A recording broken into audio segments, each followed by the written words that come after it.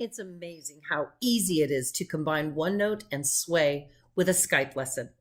My students love to mystery Skype, but sometimes the time differences are just too great for us to be able to do it live.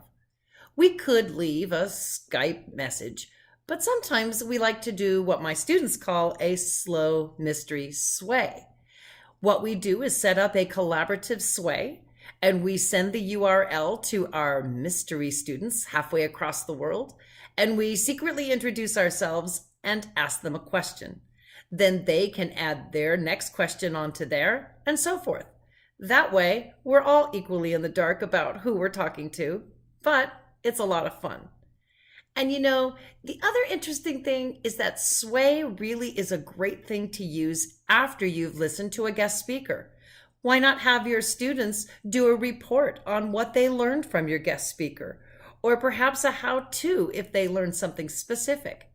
Even better, if you become a guest speaker on the Microsoft Educator Network, create a Sway to introduce yourself and prepare the students for your guest speaking lesson. Recently, Cohen Timmers and I created the Human Differences Project, which brought together 37 different countries, 50 classrooms, all in a project looking at gender equality and walls. We called it What Keeps Us Apart with the Human Differences Project. And what we liked was creating a OneNote to facilitate the big Sway sessions that we had on our 4th week of the project. We had people from all 50 classrooms posting their availability in our OneNote, so we knew the right time and the right place, because time zones are tricky, so we could get together and talk about all the differences that we had seen.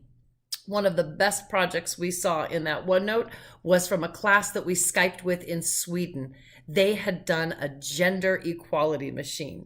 It was fascinating, and you can find it on YouTube. Frankly, my students in California were really shocked when they found out that gender equality was even a problem. But thanks to the collaboration between our OneNote, our Sways, and our Skypes, my students were able to learn from students in other classrooms across the world and then reach out to talk to them about how we can make these differences better, how we can build bridges instead of walls that separate us, how we are all equal. And that's the great thing about Skype. It reminds us that we can communicate and collaborate with anyone. We are all equal.